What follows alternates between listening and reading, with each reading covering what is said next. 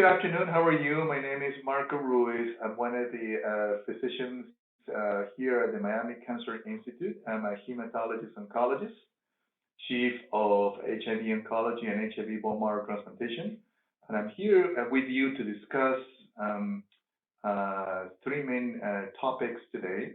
The first topic is the prevalence and epidemiology of blood cancers, followed by a discussion of the diagnosis and management of blood cancers, and subsequently followed by the role of bone marrow transplantation and other therapies for blood cancers. So tackling topic number one, blood cancers in general are not as prevalent as other type of cancers in the U.S. Despite that fact, there's still about 5 to 10% of the population may be affected with blood cancers. The most common blood cancers are basically acute leukemias, chronic leukemias, lymphomas in general. It could be B-cell lymphomas or T-cell lymphomas, and also other entities such as myelodysplastic syndrome, myelofibrosis, and multiple myeloma.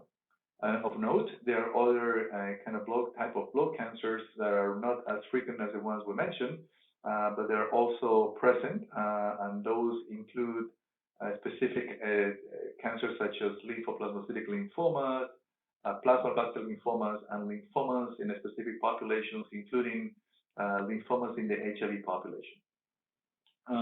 Among these kind of different kind of cancers, some of them are aggressive, such as the acute leukemias. Others are more indolent, such as the chronic leukemias and certain types of lymphomas. And others are blood cancers, such as myelodysplastic syndrome or myelofibrosis, that in the majority of cases, they're going to need an intervention such as a bone marrow transplantation. In general terms, the reasons for the development of blood cancers include the genetic mutations and genetic alterations, or what we call chromosomal alterations. In less than probably 1% of the subset of the populations, we may have factors such as prior chemotherapy treatment, prior radiation treatments, and certain other conditions such as exposures to pesticides and so forth that may contribute to the development of these cancers. But these are rare and the minority of cases. I would say that in about probably 95+% of cases is usually the presence of genetic alterations and chromosomal abnormalities and mutations that cause the development of these kind of blood cancers. In terms of who is affected most, there is an equal distribution almost in males and females. For certain kind of lymphomas, males are more affected than females. For leukemias in general, the prevalence is almost equal. There's no big difference in terms of gender distribution. In terms of age groups, in the majority of cases, leukemias and blood cancers are conditions of the aging population, but in certain circumstances, there could be patients who are very young who suffer from acute leukemias, for instance, chronic leukemias, and certain kind of lymphomas. So in general terms, is more of an aging population kind of issue, but in other scenarios, sometimes it can be present in the young population. In terms of the most common sort of subtypes of blood cancers, the ones that are most common and we face on a regular basis are, number one, acute myeloleukemia, followed by acute lymphocytic leukemia, then the chronic leukemias such as chronic myelocytic leukemia and chronic lymphocytic leukemias, and then the B-cell lymphomas, of course, followed by the different subtypes of B-cell lymphomas that can be divided into the indolent lymphomas and the aggressive lymphomas.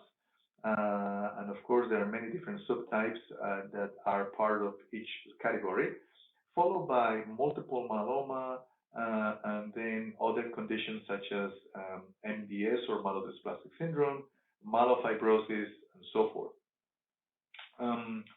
In terms of how aggressive these conditions are.